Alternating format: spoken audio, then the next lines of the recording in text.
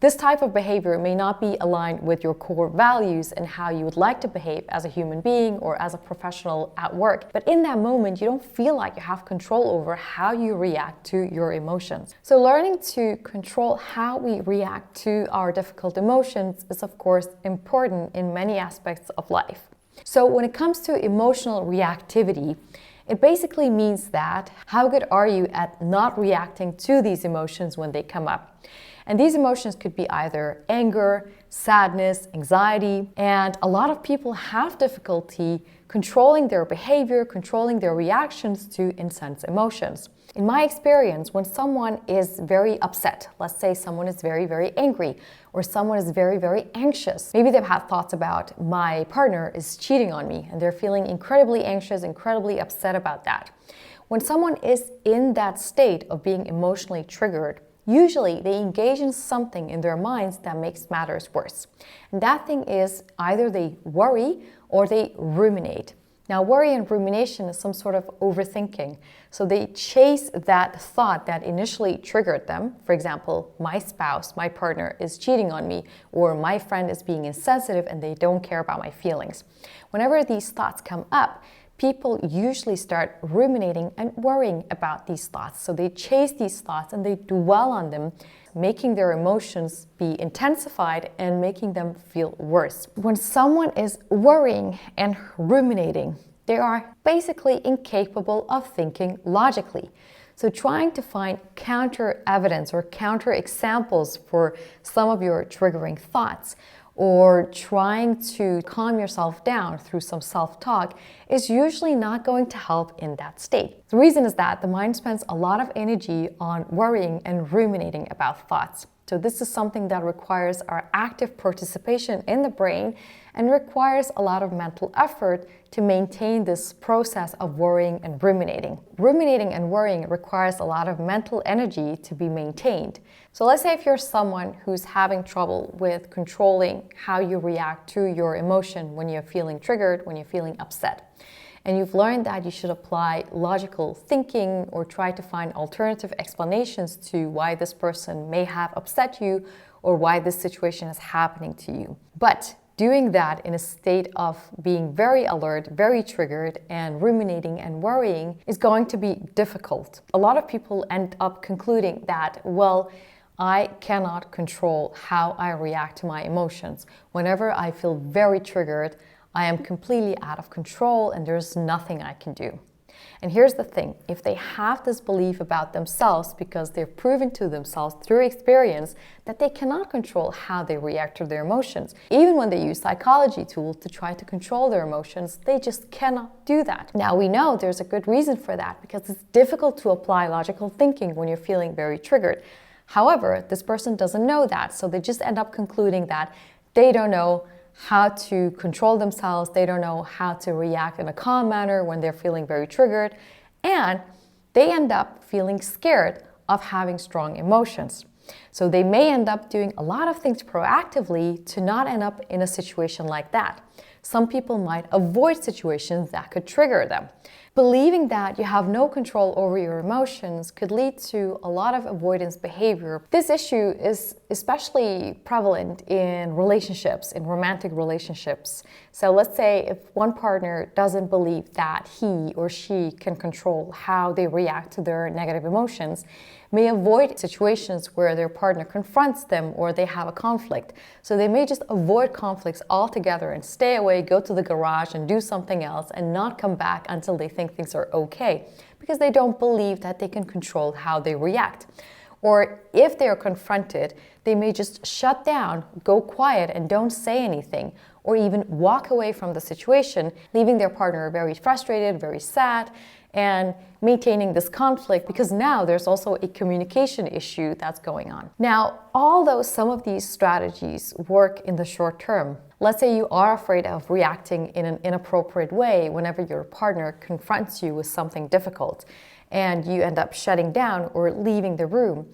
Let's say that helps you in the short term to avoid saying something you may later regret or upset your partner with. So the conclusion is, I cannot control how I react to my strong emotions, and I need to do all these things in order to either avoid or cope with difficult situations so that I don't react in an inappropriate or risky way. The sad thing is that you won't challenge that. This is just a belief that you have. This is just an idea that you have about you not being able to control your behaviors when you're feeling very triggered.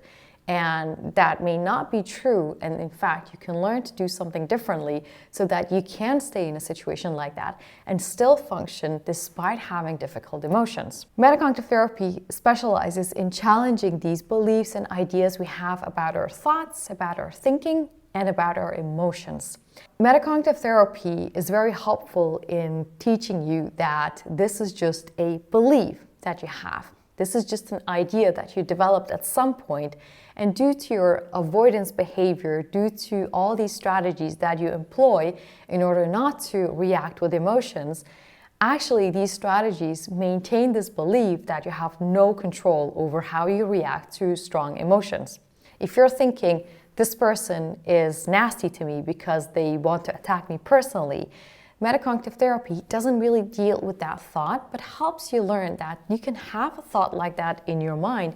You can be filled with anger and frustration, yet you can still talk in a calm manner back or assert yourself or say something to maintain professionalism without having to leave the room, without having to shut down or even say something back in an angry way. So the magic of metacognitive therapy is to help you understand the process in slow motion, help you understand that you're having certain thoughts that you're actively engaging in. Although this process happens very fast, you have still control over that.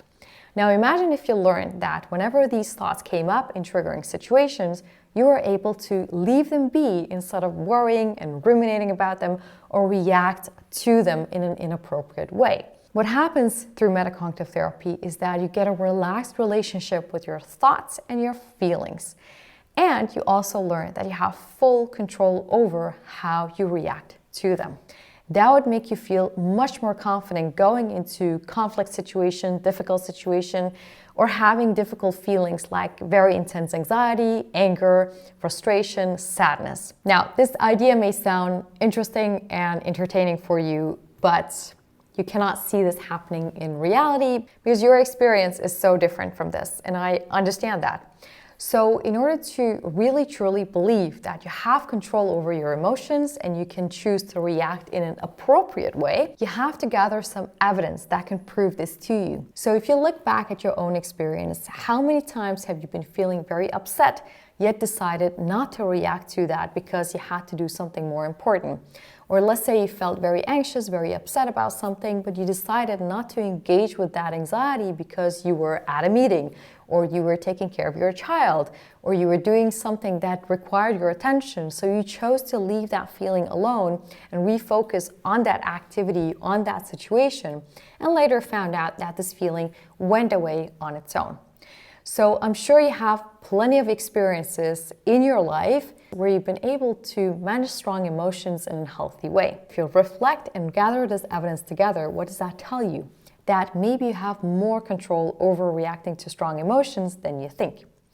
Now, if you think that this is not me, I always react to strong emotions, now what you can do is to start gathering new evidence. And the best way to do that is basically to go in these situations and expect to get triggered, but learn not to respond to that emotion that pops up, to that thought that pops up in your mind. The next time you're in a situation where you feel triggered by something someone says or a problem happens in your life, notice what kind of thoughts and what kind of emotions that pop up in your body, what pops up in your mind. And choose not to react to that by chasing that thought, by chasing that emotion. Instead, decide to refocus your attention on the situation that you're in. So let's say you are spending some time with your partner and your partner says something that comes across as insensitive. Your initial reaction would be to say something back or lash out or shut down.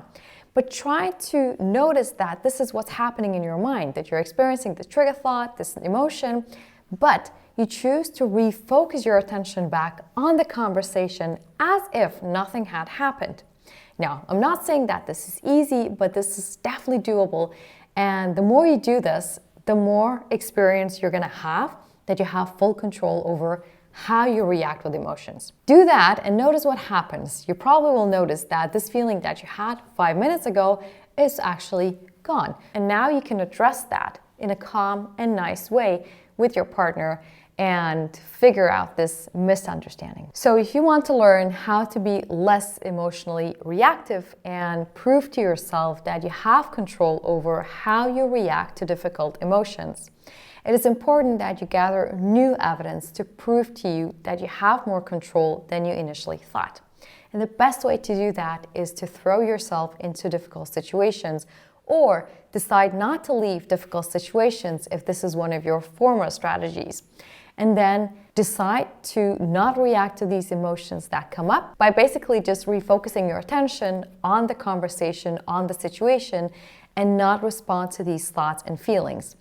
You'll soon find out that these feelings and thoughts disappear on their own without you having to do anything to regulate yourself. Basically, you can carry on as if nothing had happened. Without gritting your teeth, you can still feel angry and talk calmly to someone. You can still feel very anxious and still watch TV. You can feel very sad and still do the things that are meaningful and important to you. And the more experiences you have with dealing with difficult emotions this way, with metacognitive therapy, the more you're going to strengthen this belief that it doesn't really matter how you feel and what kind of thoughts you think, because you ultimately decide in the end how to react to them. And that is how you gain control over strong emotions.